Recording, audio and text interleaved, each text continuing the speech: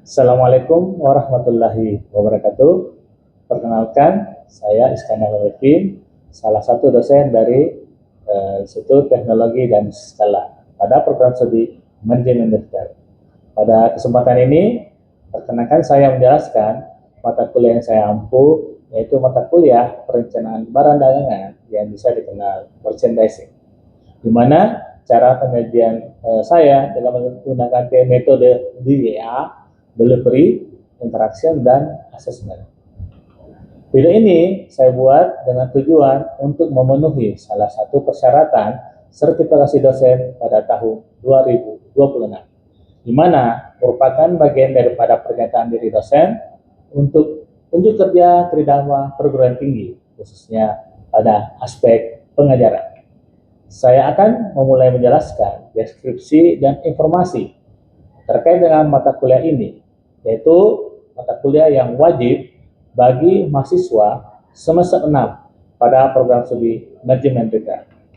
Mata kuliah ini memiliki bobot 3 SKS, di mana harapannya adalah mahasiswa itu mampu merencanakan, kemudian bisa memilih, lalu mengelola, dan akhirnya mengevaluasi produk yang akan dijual agar sesuai dengan kebutuhan pasar, serta mampu meningkatkan penjualan dan keuntungan daripada perusahaan itu sendiri.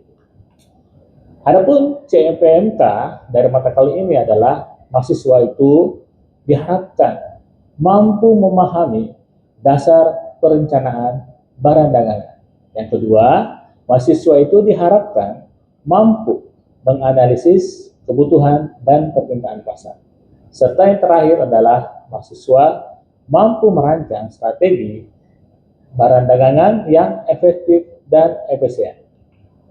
Kemudian, cara penyajian kuliah saya dengan metode dia ini, pertama adalah delivery. Nah, secara umum, materi yang ada pada setiap pertemuan berasal daripada sebuah artikel atau buku referensi ajar, yang dimana yang saya gunakan adalah berjudul Retail Product Management Buying dan Merchandising yang disusun oleh Rosemary Farley.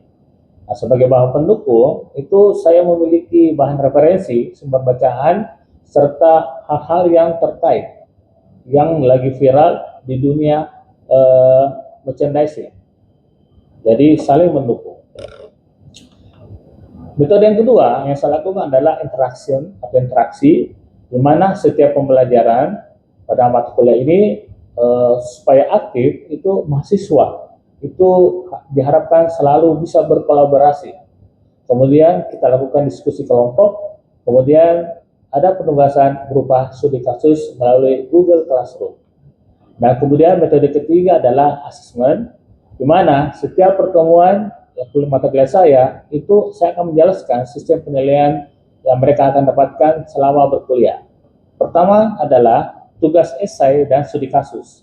Bobotnya itu adalah 20%. Kemudian kunjungan industri dan presentasi itu 25%, ada pre dan post test 15%, ujian tengah semester 20%, dan terakhir ujian akhir semester 20%. Baiklah, berikut merupakan cuplikan dari proses pembelajaran yang saya laksanakan secara sinkronus, tatap muka di ruang kelas, dan selamat menyaksikan. Perencanaan barang dagangan, merchandising, ada bagi kita berdoa dulu. Semoga berjalan lancar dan bernilai pada kita semua. Mari sama-sama membaca surah Al-Fatihah.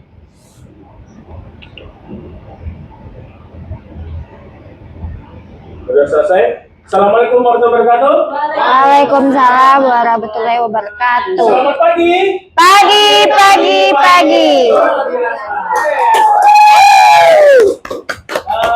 Sebagai materi awal, biasanya kita ada pretest ya, pretest sebagai games biasa saja. Tapi yang berbeda hari ini kita menggunakan quizzes. Oh my god.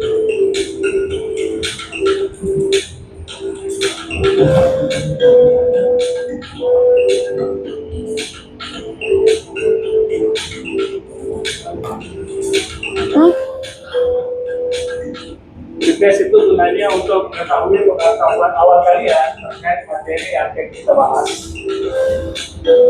Jadi harapannya kalian sudah ada tahu terlebih dahulu apa yang kita bahas. Wih, anak belum ada.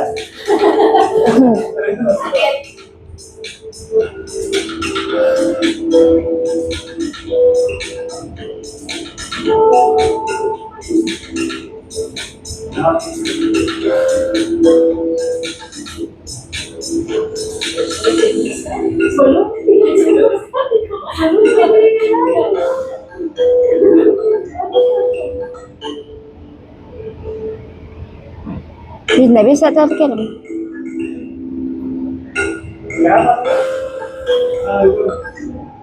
Ya salah.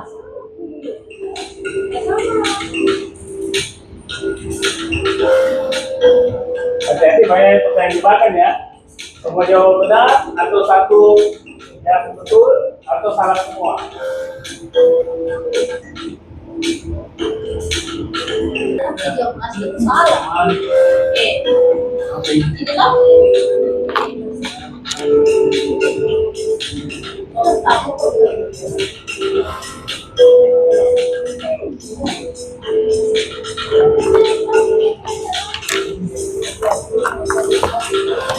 Oh, dia turun, ada naik.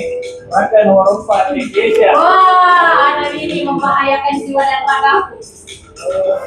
Kayaknya dia strike itu dia diturunkan ya. Iya, Pak, diturunkan. Dikurangi. Oke, yang penting nilainya 54%. Mantap.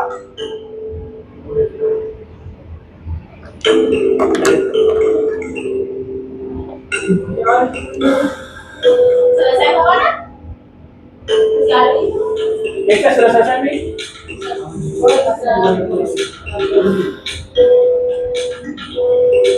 Kesha. Mana sih, Pak? Ini baru.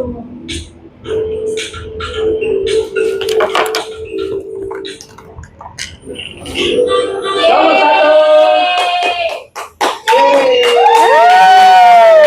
Apa hadiahnya? Apa hadiahnya? Udah hadiahnya belum tersedia. Jadi susul. Oke. Baik, itulah tadi dites ya terkait bagaimana pengetahuan kalian terkait materi perkuliahan nanti yang kita laksanakan. Jadi yang kalian tahu dari awal seperti apa, ternyata nilainya 60% tentang kita semua. Jadi tugas saya sebagai tim pengajar itu tidak terlalu berat ya, karena jawabannya itu sudah dibahas, dijawab oleh kalian. Oke, kita masuk yang pertama. Terkait materi ini ada dua hal yang penting, yaitu konteks persaingan pasar dengan tujuan penjualan produk.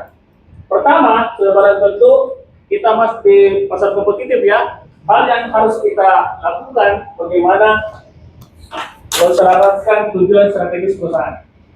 Strategis perusahaan itu ada jangka panjang, ada jangka pendek.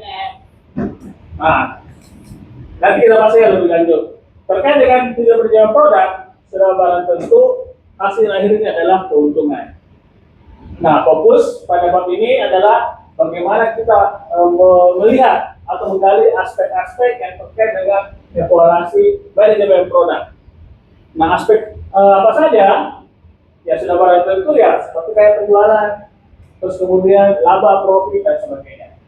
Tapi sebelum kita membahas itu, kita masuk ke materi kedua. Nah, tadi di kuis ada yang masuk ya. Tujuan jangka pendek itu apa? Adalah proporsional. Ada tujuan taktik, strategi, terus kemudian operasional. Begitu pula sebaliknya.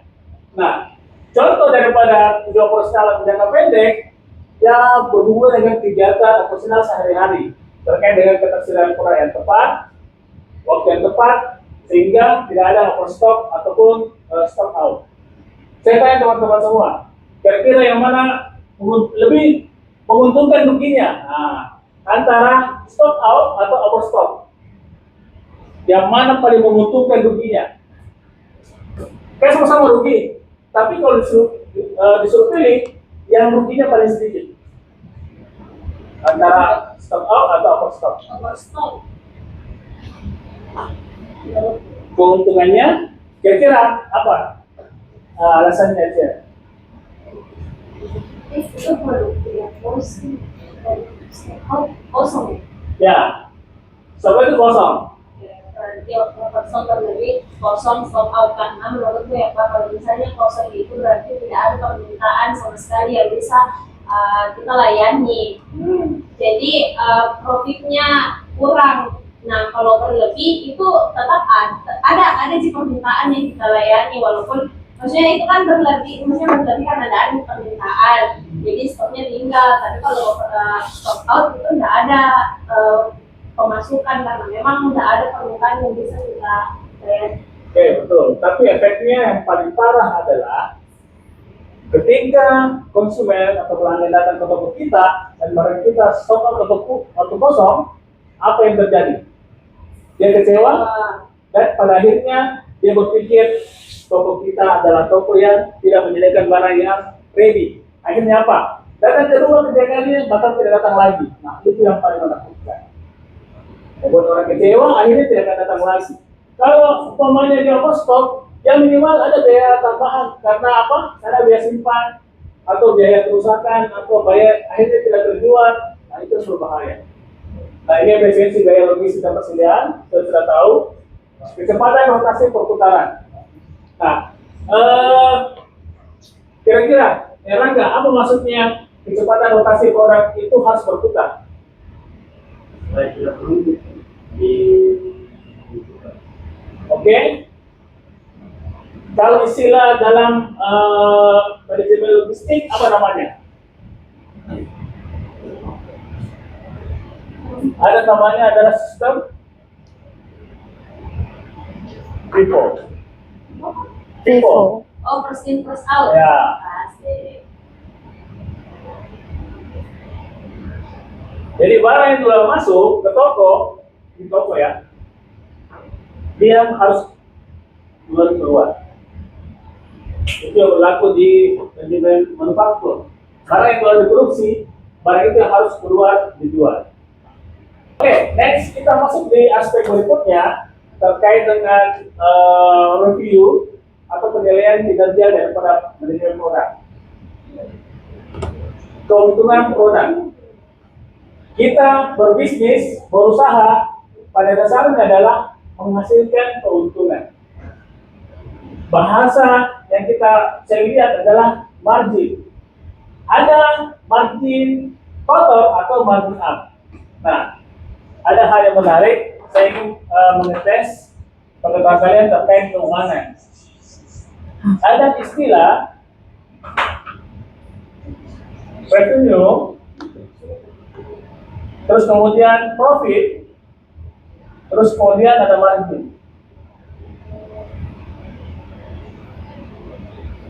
Ada yang tahu pengertian dari revenue, profit atau margin? Secara garis besar saja, nggak usah. Revenue adalah Revenue penghasilan. oke, penghasilan, penjualan ya. Dikurangi apa? Ada pengurangannya? Oke, sampai di situ dulu. Oke, kalau profit? Keuntungan. Oke, keuntungan.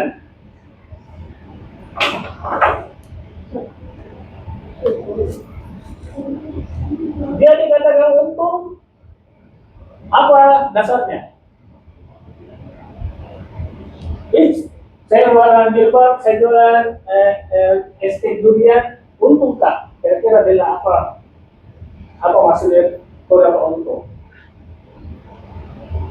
Untung karena laku Iya, laku. maksudnya. Terkait dengan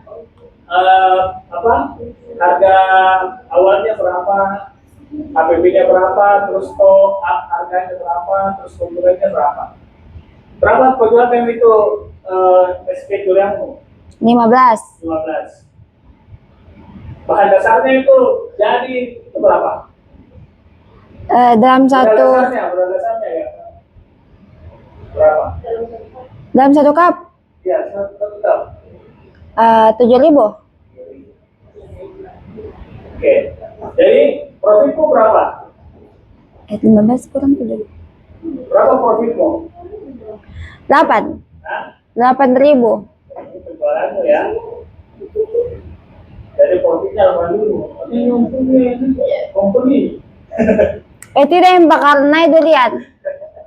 Oke. Jadi keuntungan adalah total penjualan kurangi modal awal. Nah, kalau margin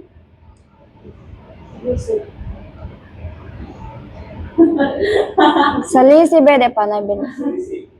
Oke, biasanya margin dia hubungan dengan revenue. Jadi kalau umpamanya marginnya si Lela itu, jadi rumusnya itu profit dikurangi revenue. Jadi profitnya si 8.000, Profit. sudah kan? 12.000. Apa tadi? Profit, Pak. Penjualan melebihi modal. Profit. Jawabannya kita margin. Margin dari rumus ini. Seperti itu. Nanti kita bahas ya terkait soal yang ada di sini. Oke. Bentar lagi. Oke. Istilah lain daripada bagaimana kita mengevaluasi manajemen produk adalah adanya kehilangan atau string edge. Kalau string edge adalah ada 3 penyebabnya karena adanya pencurian, adanya kerusakan dan adanya kesalahan operasional. Kalau pencurian, contohnya case gimana? Kalau semuanya terjadi string edge di produk retail, Itu pencurian di laundry. apa? Di mana? Di laundry. Di laundry. Curi bel. Itu. Oh, Sudah kecurian laundry ya, Pak. Kasihan. Masalahnya laundry itu kan jasa pencucian, barangnya kan barang bekas pakai itu. oh. Maksud saya kalau umpamanya di mana di Alfamart, ayah harus suka mengutil dan sebagainya. Ada cerita ibu-ibu dia mencuri susu. dan Iya, taruh di Pak. mana? Di baju. Hah? Dalam bajunya jadi tidak hasil jilbabnya. Bukan, Sadarnya. bukan. Iya, ada juga kasus, Kalau Pak. susu besar begini dia taruh di mana? Lagi nangis sininya. Iya, dia Jadi kepit. Iya. Nah, hanya dia jalan Sambil jalan gitu. Ya, seperti itu. Saking jatuhnya, dia ini orang tua berbanyak kita kepit, jalan kan aneh kayak penguin. Dia jalannya normal. Ternyata setelah diinterogasi, Terbiasa. Oh, jalan sampai dua dia kepit. Botol susu ya, yang harganya ratusan ribu. Dia cuma satu ketemunya, tapi dia katanya lebih sampai 2. Ya, itu ada banyak orang ini tidak kejahatan ya. Oke, kerusakan. Nah ini banyak kejadian. Nah, saya pertanyaannya, kalau umpamanya kalian punya toko retail, terus ada mobil box masuk, barangnya rusak, ada yang tumpah dan bocor, kira-kira kerugiannya di mana? Kita terima barang itu? tidak. Selama barang itu terjadi transaksinya di depan, kita penerimaannya itu bisa dikembalikan. Tapi kalau kejadiannya sudah kita terima, itu adalah tanggungan kita dan masuk di sini.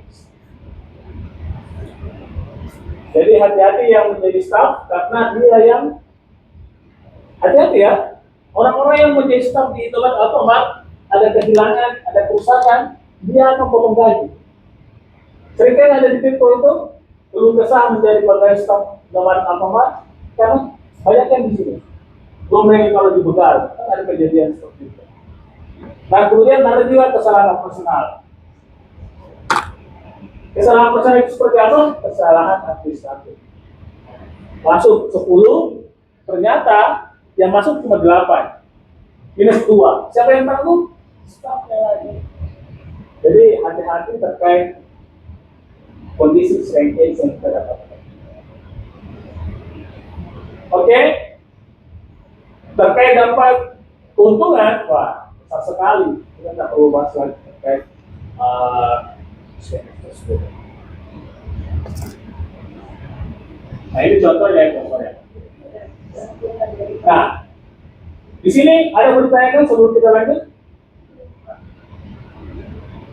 Aman ya? Oke?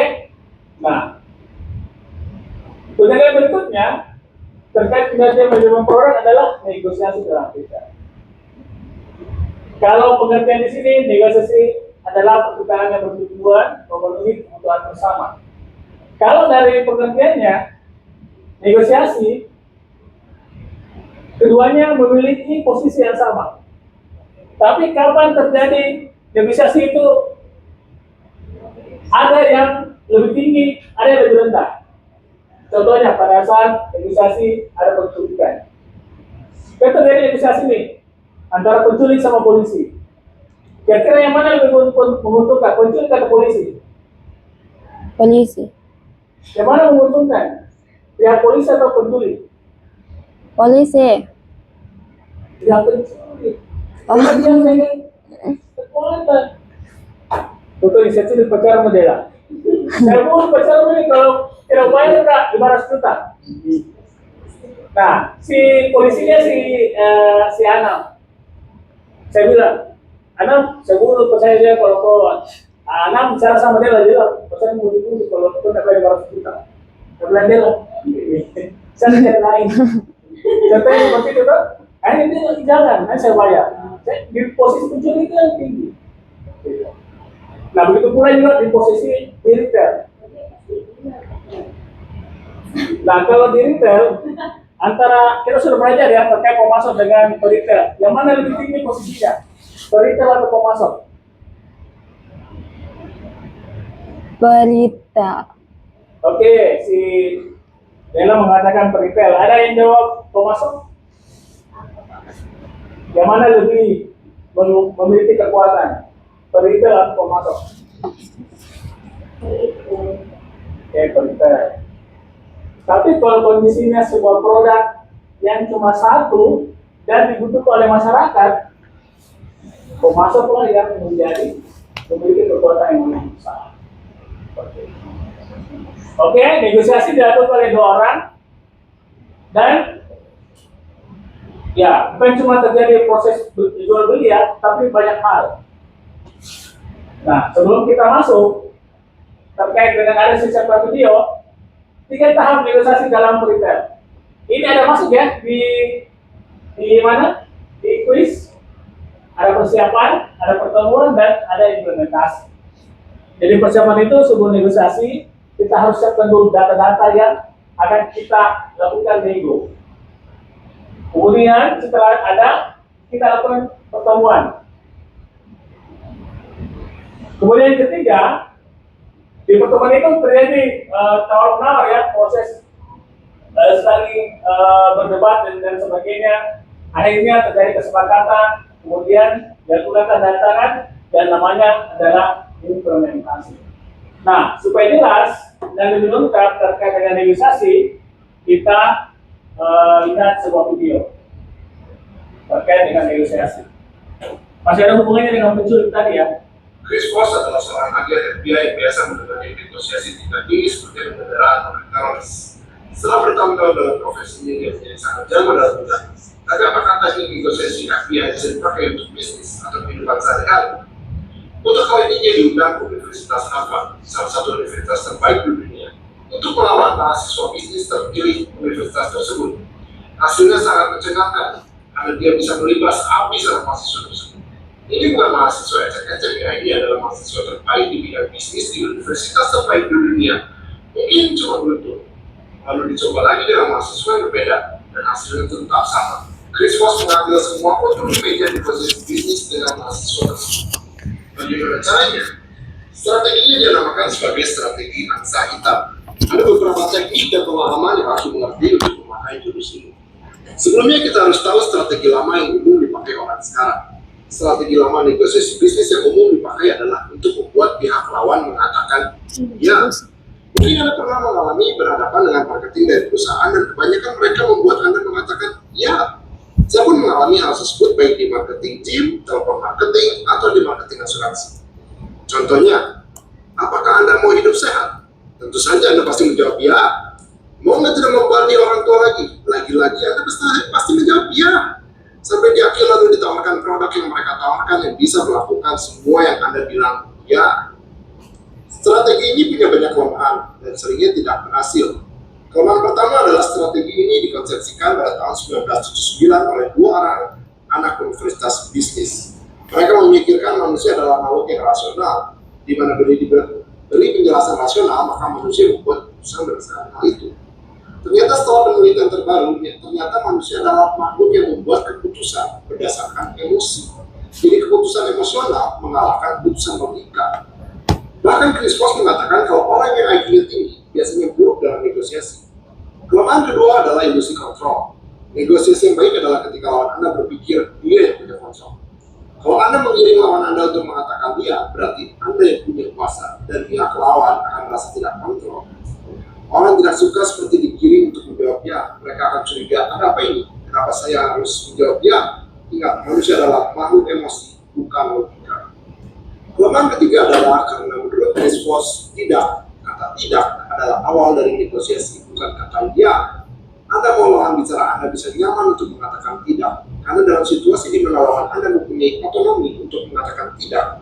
Itulah saat di mana negosiasi benar baru bisa dimulai. Maka dari itu, dasar strategi yang saya tanyakan ingat adalah 1. Manusia lebih membuat keputusan berdasarkan emosi, bukan logika. 2. Ilusi kontrol. Anda mau lawan Anda memberi harga atau produk yang sesuai dengan yang Anda mau, tapi mereka merasa itu adalah ide mereka. 3. Otonomi untuk mengatakan tidak. Mereka nyaman untuk bilang tidak. Ada beberapa jasa jangan lupa like dan subscribe ya. Jangan otak untuk mereka yang mau menambah pengetahuan dan pengembangan diri. Oh ya, kalau kalian tipe negosiator yang mana ya? Saya sendiri ternyata adalah seorang analis. Kalau kalian, tulis di komen ya. Dan kenapa Anda menganggap kalian adalah seorang tipe negosiator tersebut? Oke, itu tadi video terkait negosiasi. Kenapa kita tampilkan sebuah video? Nah, ini video pembelajaran terkait negosiasi, di mana kuncinya untuk memperkuat materi yang kita sudah sajikan dari awal. Jadi dengan materi ini, ya itu bisa memunculkan inspirasi kepada teman-teman untuk istilahnya memberi masukan atau bertanya dan sebagainya. Tapi hari ini saya ingin tanya, Rangga, pernah nggak melakukan negosiasi? Dari pas pembelian motor, yang punya motor ini ada orang yang tawar duluan juga. Terus saya tanya berapa dia kasih ke harga. Terus saya patomi bilang kalau dikasih ke harga begini saya ambil sekarang. Tapi ini orang yang punya motor, dia bilang kebetulan sudah situ hari Jumat, dia bilang mungkin sudah Jumat saya kembali karena saya tidak enak dengan yang penawaran pertama. Dia bilang oke Pak, itu kembali ke Jumat. Nah, setelah sudah Jumat, dia kembali nggak ambil ini dengan harga yang saya kita kasih Kak. Nanti saya kasih lagi, kan ini surat-suratnya pajaknya itu 1 tahun. Terus bilang kalau saya mau urus balik nama sama pengurusan pajak, jadi kan harganya lebih dari yang harga motor yang saya dijual. Jadi dia juga bilang kalau begitu pas saya kasih ini dengan harga begini paling karena kita bisa dari mau balik nama sama pengurusan pajak. Begitu. Oke. Thank you Rangga atas jawabannya. Saya tanya ke Cherry. Dalam struktur organisasi merchandising yang melakukan negosiasi itu siapa? Buyer. Oke. Kalau dalam struktur visual merchandising yang melakukan negosiasi itu adalah buyer, di mana buyer ini dia menegosiasi barang-barang yang ingin dibeli dari vendor. Negosiasinya bisa berupa harga ataupun barangnya, kuantiti barangnya mungkin yang dilakukan oleh buyer seperti itu. Pakai mikrofon. Ya. Saya pikir hari ini cukup ya dari materi perkuliahan di bab 12 terkait spekulasi kinerja manajemen produk itu saya pikir cukup ya. Dengan ucapan alhamdulillah, mari sama-sama membaca surah Walas.